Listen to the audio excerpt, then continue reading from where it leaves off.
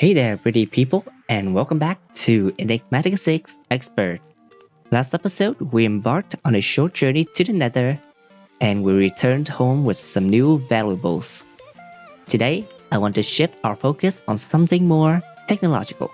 So, before we begin today's work, I need to craft some more of these andesite alloys.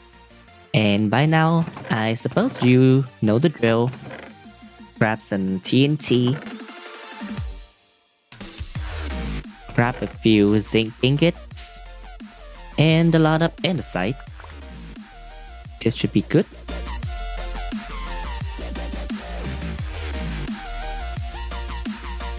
And final step, throw this out, and blow that up.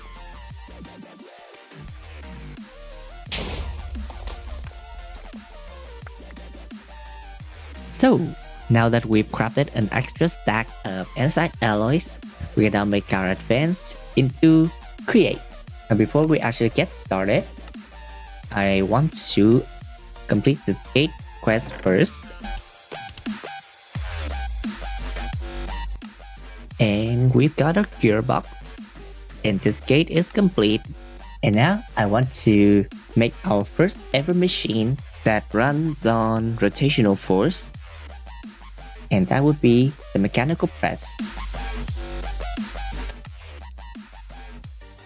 And I'll also need to make this thing called the depot to pair with the press. Hey, this is Future Press here to bring you a very important PSA. So if you're new to the mod Create, you should know that this mod does not come with its own guidebook or anything like that. Instead, it has its own system of tutorials called Ponder. To make use of this system, you simply hover your mouse over any item that you wanna learn more about. Then hold down the key. In this case, it should be the W key. And an animation sequence will be launched. And here you can see how you need to set things up and how they run. There are also GUI elements that I will simply put on the screen for you to follow. You can pause the video if you want. So yeah, have fun creating. And we're back out here again. If you remember, this water wheel has been running around generating rotational force with nothing to make use of that force. So now it can finally be useful.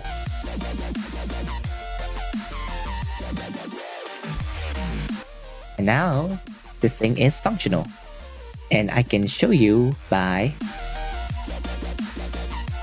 giving it a gold ingot by placing it on the depot right here, and it will slowly press the ingot into a single plate. Now this is much more efficient than crafting with the hammer in the crafting table because the ratio is 1:1, while with the hammer it's 2:1. Also, I made this gold plate because I want to make this, a pair of engineer's goggles.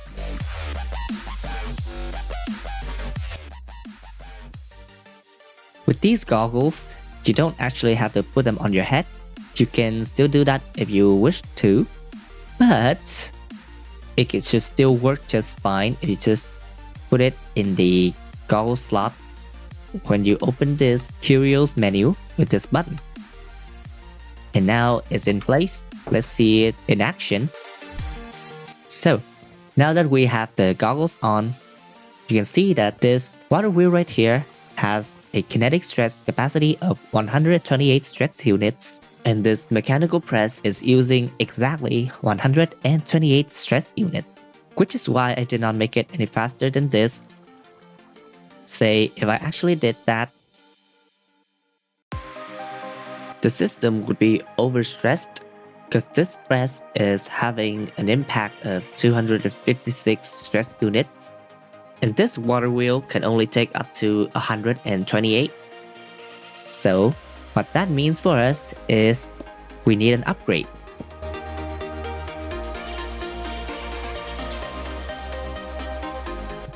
I just realized that I should still have my system placed down. especially since the mechanical press hasn't finished its job yet. Now that we know that our little water wheel cannot handle a lot of machines at once, the next best option would be to build a windmill using a windmill bearing.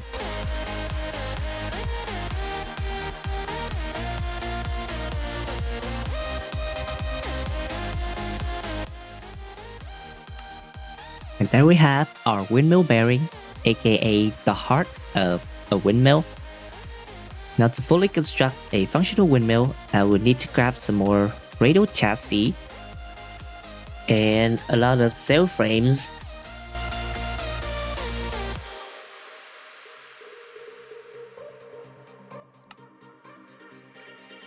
Now that we've got all the components necessary for our windmill, let's dismantle our old water wheel system. You served me well, comrade. I think I will want my windmill to be around here. A little bit higher, like this. Nope, not that way. This way. No. This way. It's nice that you're able to construct your windmill facing whatever direction you want, because I can just have it go up like this. Next step, my radial chassis. And finally, sail frames. Now, this windmill is incomplete because it requires at least 8 sail-like blocks, which include empty sail frames like these ones. And now I've got 8 sail frames in place. Let's right click it and it will start generating rotational force. And currently with 8 sail frames, it has a capacity of 512 stress units.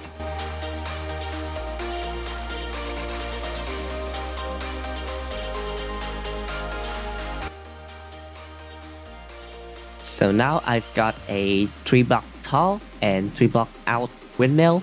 Its current capacity is at 2048 stress units. And as I extend it further, now that it's 4-block out, its capacity is reading at 3072 stress units. So yeah, basically, the bigger it gets, the more capacity it has. And also, you need not worry about the surroundings because once the windmill is in motion, the entire structure is registered as entities, so it will not be obstructed by the blocks that seemingly stand in its way. Now, I do have a surplus of sail frames, but more than 3000 stress units is good enough for now, so I'll save the rest for a rainy day. However, you might notice that the rotational force is coming down from the y-axis, and of course I'm not placing any of my machines on the y-axis.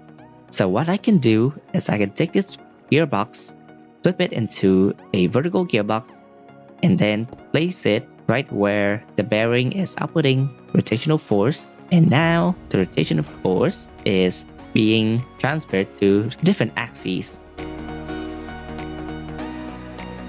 This gearbox is so much more compact than if you use 2 large cogwheels, like so.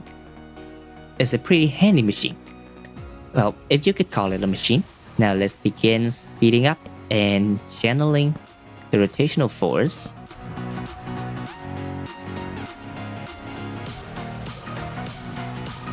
Now I believe this is as fast as it can get because if I place any more components connected to this cogwheel, then it would just break instantly.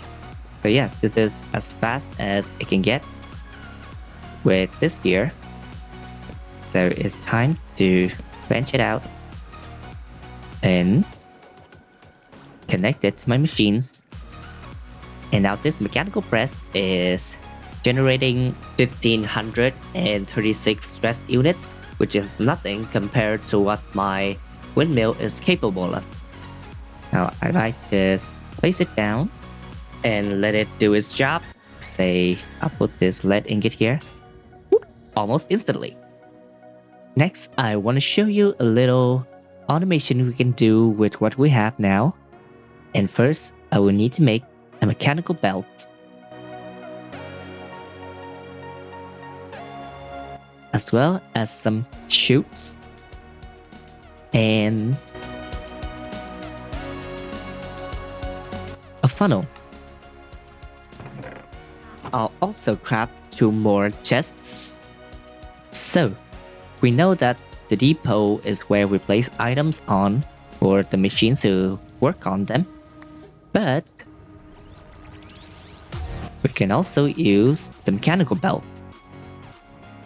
They will simply connect between any 2 shafts on the right axis. Say you can place them vertically like so. You can place them like so. Or you can place them like so. But now for our purpose, I will lay it down horizontally on the ground like this. And then I'll place a chest here and my funnel connected to the chest and facing the belt. Finally, another chest here and a chute here. Now what's left to do is to give this some torque.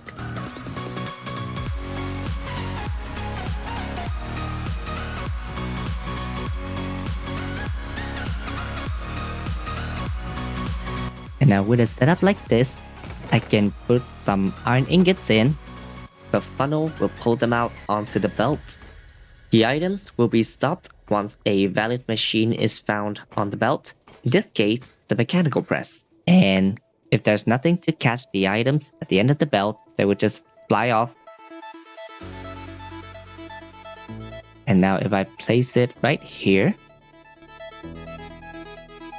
put some more iron in, the chute will be able to catch all the iron plates that make it to the end of the belt into this chest. And that's how we construct a simple automation system using Create. But for now, I don't really need all this automation, so I will retrieve all these items to make room for more contraptions. Now the next machine I want to make is a mechanical mixer.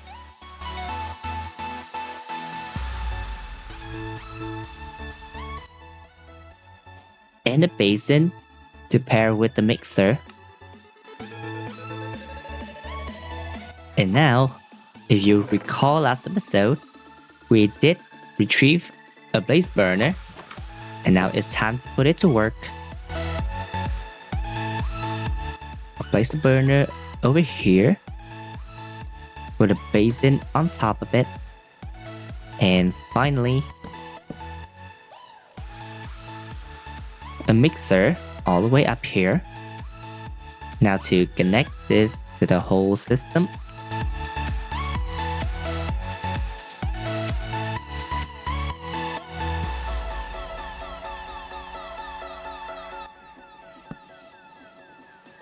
so I got right here 8 copper ingots and 8 zinc ingots. I'll throw them into this basin, and then I will feed burnable fuel to this blaze burner until it looks like this. And the mechanical mixer will begin mixing the metals together to make metal alloys. And with our newfound ability to create alloys, a whole world of possibilities just opened up. The last Create machine I want to make today will be the millstone, which doesn't have a lot of uses for now, but I like to keep my system outside symmetrical.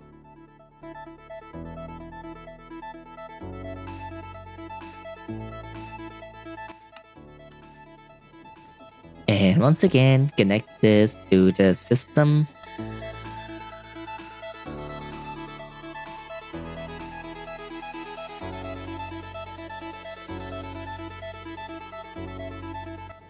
It's a little scuffed, but should be good for now. It's amazing that the total kinetic stress impact of all these three machines add up to exactly 3072 stress units. Talk about coincidences.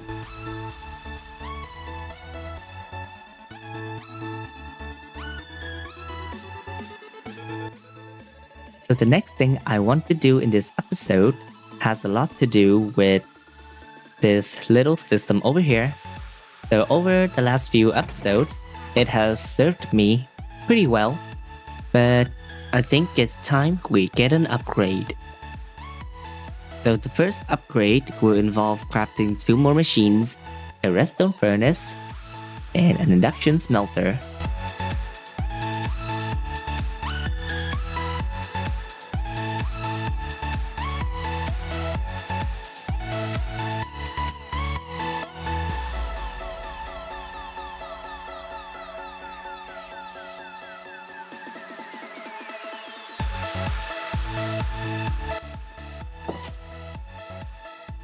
So, after a really long time of gathering all the necessary ingredients, which I haven't actually completed yet because I miscalculated everything.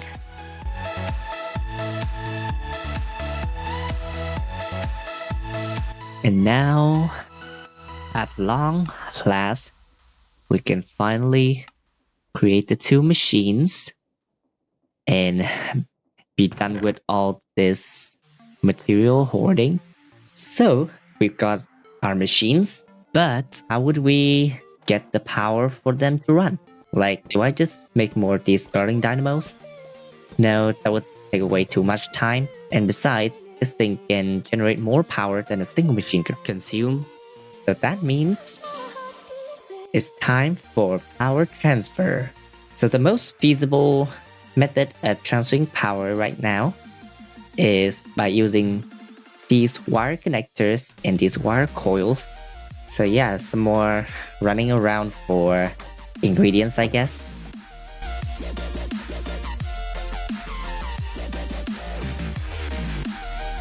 So I'm looking for clay, but since we're out here, let's check on our auto fishing barge.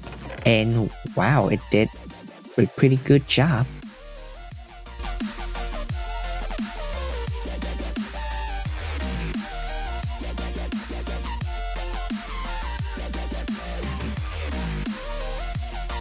So after a dauntingly long trek around the world, I finally found some clay. Wait. And yeah. Let's see how far I'm from home. 400 meters from home. Yeah, that's far. Alright, let's hope all this clay will be enough for some time, because I really hate the idea of running a few hundred meters just to find some kind of ingredient. And I'll see you back home. And we're back. Now I will make some of this clay into blocks and smelt them into terracotta. In the meantime, I will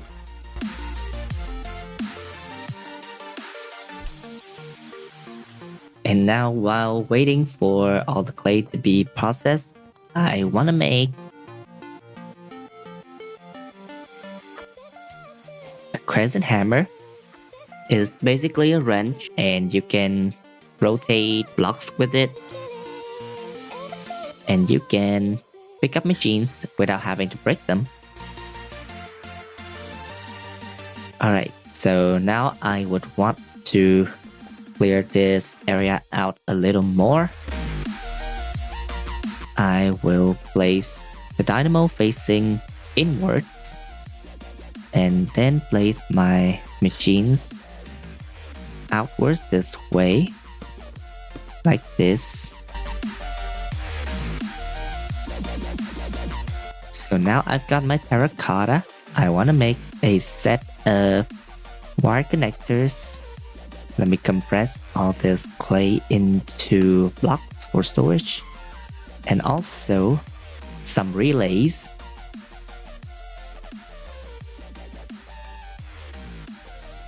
And now with this wire connector, I can connect my power like so. Wait, actually, I'll place it like this. I can place my connector here. Oh, yeah, nope. This way is better.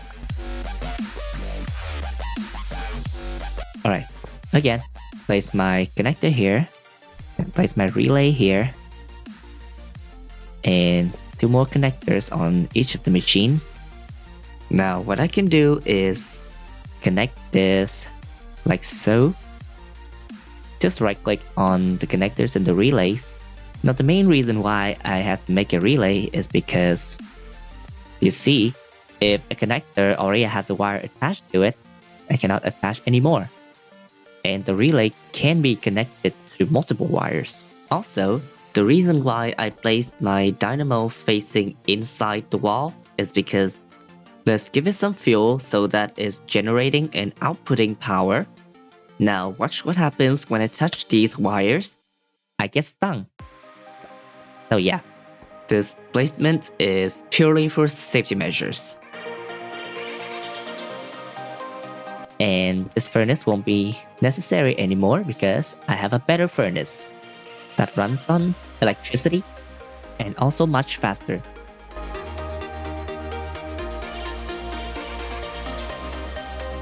And of course, I can do the same for my induction smelter. Just give it a connector and a wire. Then cover this up. Let's see. That wasn't obstructed, which is good. Because if a connection gets obstructed by a solid block, then the wire will instantly disconnect. So it's important to keep it in mind when you're working with these wires.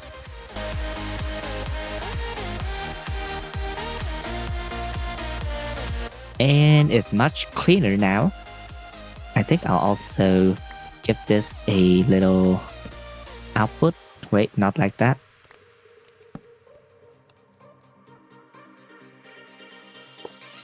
There. And now all 3 machines are powered up and ready for action. Now, I did say I was gonna get an upgrade, and it should only be fair if I also give upgrades to this dynamo. As of now, I'm having 3 machines, and this dynamo alone can only handle 2 machines running simultaneously. So what I can do is I can give it upgrades in here. And the upgrades that I want to give it are these 2. This one will increase generation rate and this one will increase fuel efficiency. They're pretty self-explanatory, but the main reason why I had to make the induction smelter before I make these 2 upgrades is because they asked for some pretty expensive materials. Theoretically, I could make these materials with a mechanical mixer, but it would require a blaze cake to basically superheat the blaze burner, enabling the creation of high-tier alloys, but it's too much effort and not sustainable. So I think it would be more manageable if I just simply made it with an induction smelter. Much simpler. And also this center ingredient here also requires a induction smelter anyway. So yeah. So first, I think I'll make some aluminum ingots.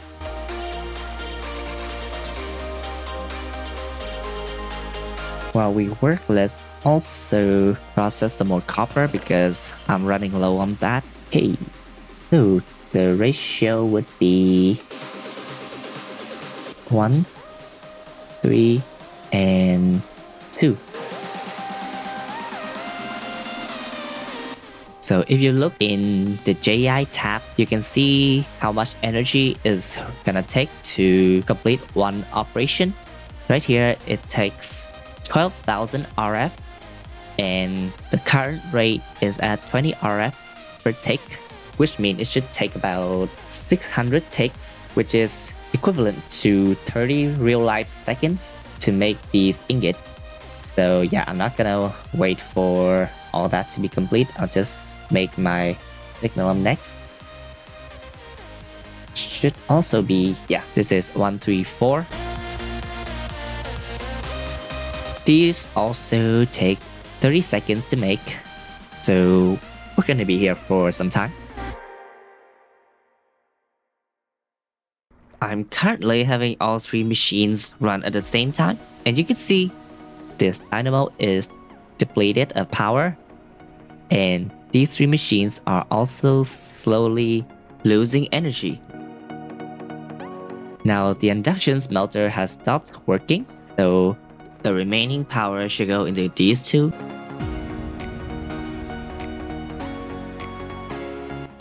So now we got these metal plates. Next thing we need to make is a hardened glass.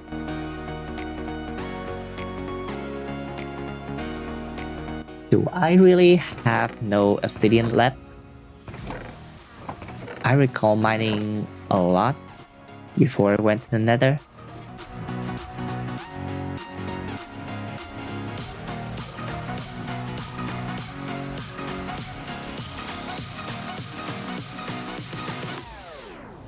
Ooh, back with my obsidian. Let's make this. How long is it gonna take? 4800 RF is 12 seconds. Not too long. I can wait.